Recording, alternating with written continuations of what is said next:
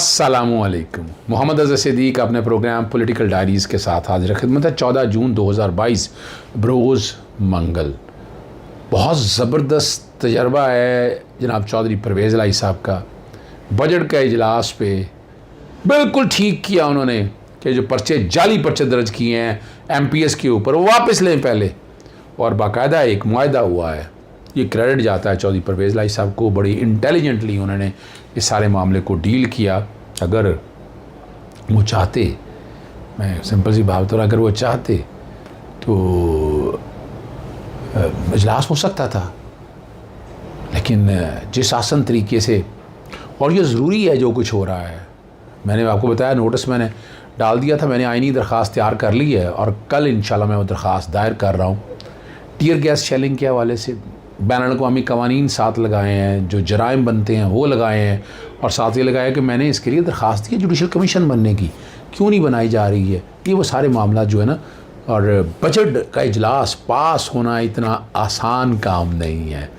यहाँ के होंगे बेसिक कॉम्प्रोमाइज़, और ये अच्छा इकदाम किया है इमरान खान साहब ने कि पंजाब की असम्बली में इस्तीफ़े वाला मामले की तरफ नहीं गए। और इस वजह ये पंजाब असम्बली में तो अक्सरियत आज भी इनकी है। अब वो कैसे बजट पास कराएंगे, इसमें आज इमरान खान साहब की तरफ से डायरेक्शन आ जाए पार्टी लीडर के तौर पर कि आपने बजट इजलास में खिलाफ वोट देना है या जाना नहीं है, तो ये बजट कैसे पास कराएंगे। 186 सादा अक्सरियत है। एक नुक्ता नज़र ये है कि 371 में से आए तो 186 है। अगर 25 मुनहरफ ने जो हैं जो DC2 हैं वो निकाल दिया जाएँ तो उससे अवेलेबल जो सीट है सादा अक्सरियत में अगर आ जाए 25 निकाल दें, तब भी पाकिस्तान मुस्लिम लीग नून के पास इतने वोट नहीं हैं। तो बहुत मुश्किल हालात होने हैं इनके पास। और ये वाला जो अगला हफ़्ता है ना, या ये हफ़्ता ले लें या अगला हफ़्ता ले लें, ये बड़ा अहम है। एक अलहदा जो ज़िमनी इलेक्शन का 17 की तारीख मैंने बताई वो अलहदा है, लेकिन ये एक अलहदा मामला है जो सारा डिस्कस होना है। जी, कुछ चीज़ें डिस्कस करनी है आपके साथ। सबसे पहले तो ये है कि जुडिशल काउंसिल की रिपोर्ट के हवाले से शौकत सिद्दीकी का आर्टिकल 211 से पहले निकलें आगे आप। ये दरख्वास्त काबिल समाअत ही नहीं है। इधर उधर की बातें करते रहे, शौकत सिद्दीकी ने ये किया वो किया। शौकत सिद्दीकी साहब कंप्रोमाइज़ थे, ये मानना पड़ेगा आपको। ये छोड़ दें क्या कुछ करते रहे, अच्छा नहीं है। इन बातों को दोहराते हुए पाकिस्तान मुस्लिम लीग नून को फेवर करने के हवाले से वो क्या मामला चलते रहे, वक्त आने पर सारा कुछ पता चल जाएगा। और वो कहते हैं जी नहीं मालूम कौंसल रिपोर्ट वज़ीर-ए-आज़म की एडवाइस के ज़रिए सदर को भेजी या नहीं। कौंसल ने रिपोर्ट के लिए साबिक़ chief justice Islamabad high court Umar Kasi के मौक़िफ़ पर इन्हिसार किया।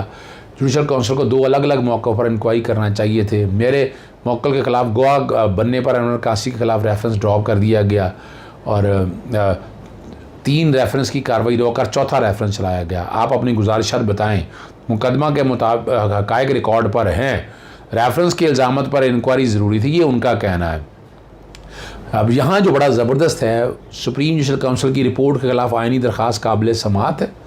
अब ये जो मुझे मौक़िल को सुना ही नहीं गया, आपके ये सारे दलाइल नोट कर ली हैं, और ये केस की समाअत जो है ना अदालत ने कल मुलतवी कर दी। लेकिन 2-3 चीज़ें जो है ना, सारी 5 रुकनी बेंच था, और चीफ जस्टिस साहब ने कहा कि हम चाहते हैं कि केस जल्द ख़त्म हो जाए। 14 समातें हो चुकी हुई हैं, दलाइल मुकम्मल करें। 2 जजेस जो हैं उन्होंने जुलाई और अगस्त में रिटायर हो जाना है, रिटायरमेंट से कबल केस ख़त्म करना चाहते हैं, और ज़ेर तो मुकदमा के बोझ के बाद लाजर बनाना मुश्किल से बनता है। केस दोपहर 12 बजे शुरू हो तो दलाइल ज़्यादा वक्त मिल जाएगा। 24 घंटे सुप्रीम कोर्ट के लिए हाजिर हैं। आप रात 9 बजे भी कहें तो सुप्रीम कोर्ट में केस सुनने के लिए तैयार हैं। दलाइल मुकम्मल करने की उन्होंने हदायत कर दी है, और कल अटॉर्नी जनरल को उन्होंने कहा कि सुन लेंगे ये सारे मामले में। और अटॉर्नी जनरल बैरून मुल्क जाना चाहते हैं, उन्हें भी सुनना चाहते हैं। कितना मज़ीद वक्त लेंगे, उन्होंने कहा 1 घंटे में दलाइल मुकम्मल कर लूँगा। तो आज जो है ना, ये 12:30 बजे तक समाअत मुलतवी हो गई है।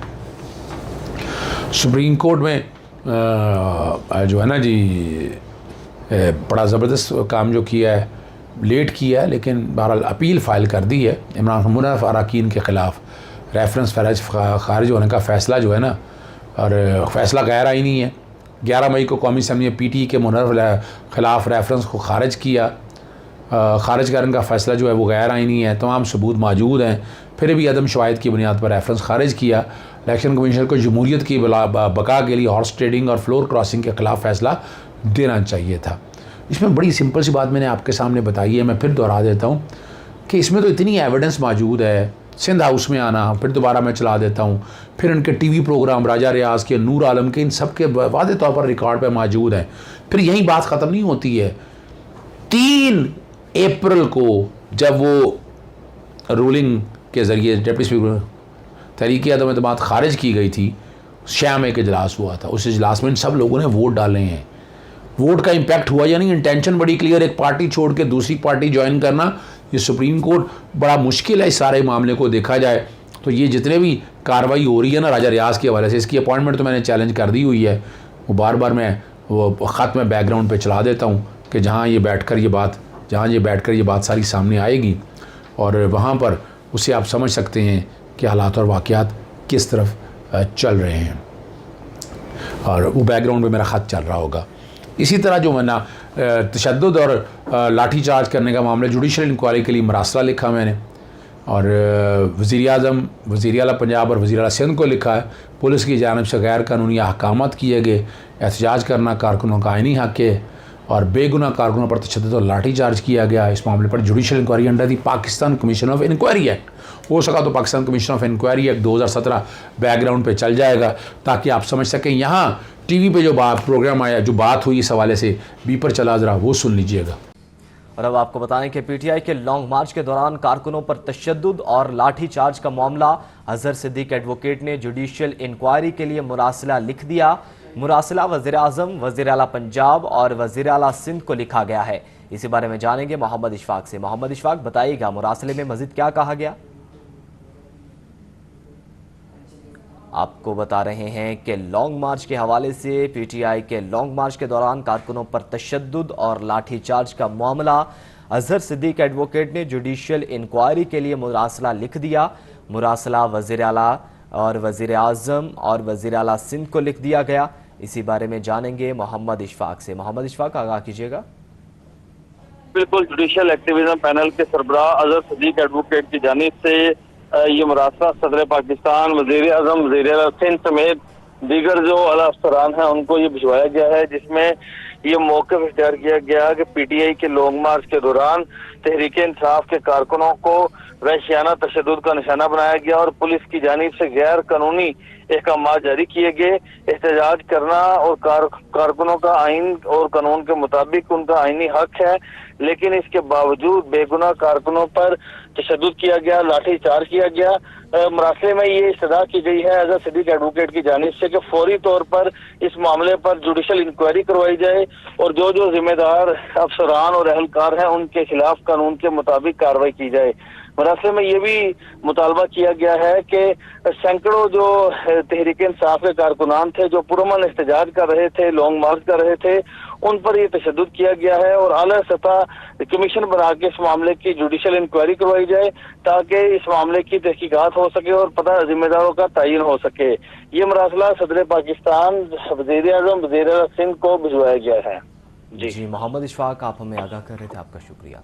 जी, आपने ये सारा मामला देख लिया।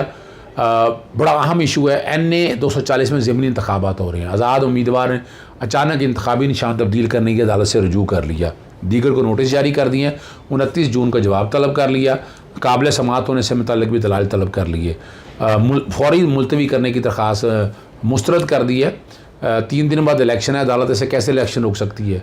वो आज़ाद उम्मीदवार कहते हैं मेरे साथ जुल्म हुआ, मुझे बच्चों समेत गैर कानूनी तौर पर हिरासत में रखकर इलेक्शन कमीशन ने इंतखाबी निशान तब्दील किया। आप अदालत ताख़ीर से आए हैं, इस तरह इंतखाबात नहीं रोक सकते। अगर आपको एतराज़ात है तो पहले ही दिन अदालत से रजू करना चाहिए था। ये अदालत के मार्क्स है। बड़ा अहम इशू है। नैब बलूचिस्तान में रेफरेंस दायर हो गया। अभी आप देख रहे हैं एक तरफ नैब के पाँव का पर काट दिए गए हैं, लेकिन ये महकमा सेहत बलूचिस्तान का ग्रेड 9 का मुलाजिम करोड़ों रुपये सासे का मालिक निकला। करोड़ों रुपये की बात हो रही है। मुलजिम मेडिकल टेक्नीशियन खालिद भट्टी के खिलाफ अपनी बीवी और बिजनेस पार्टनर फ़कीर हुसैन के नाम पर कोयटा, लाहौर और साहिवाल में कमर्शियल प्लाजों, घर और ज़री राजी का सुराग लगाया है, नैब हुकाम कहते हैं। और इन सारे ये जो है ना, इतनी शहादतों के बावजूद करप्शन के ज़रिए जायदाद बनाएगी 20 करोड़ रुपये से ज़ायद है। और एक और केस में अदालत की जानिब से 2 साल कबल जेल भिजवाया गया था। केस मौजूद अदालत में ज़ेर समाअत है। ये कहना है। आखिरी मामले की तरफ चलता हूँ, ये बड़ा अहम है। दूध की सरकारी कीमत से मुतल्लिक से ज़ायद फ़रोख्त का मामला है। मौजूदा और साबिक़ कमिश्नर के ख़िलाफ़ तौहीन अदालत की दरख्वास्त जारी कर दी है। फ़ौरी समाअत की दरख्वास्त मुझे सिंध हाई कोर्ट में हो रहा है। पहले ये साबित करें कि आपकी दरख्वास्त काबिल समाअत है। और जो बता रहे हैं इंतज़ामिया ने अदालती हुक्म पर दूध फ़ी लीटर 120 रुपये तय किया था। मौजूदा दूध की कीमत 170 रुपये लीटर तक जा पहुँची है। सरकारी नर्ख पर कंट्रोल ना करवाना तौहीन अदालत के मुतरादिफ है। चीज़ें मैंने आपके सामने सारी रख दी है। लेटेस्ट भी आपको हालात और वाक़या बता दिए हैं। बहुत गहमा गहमी चल रही है।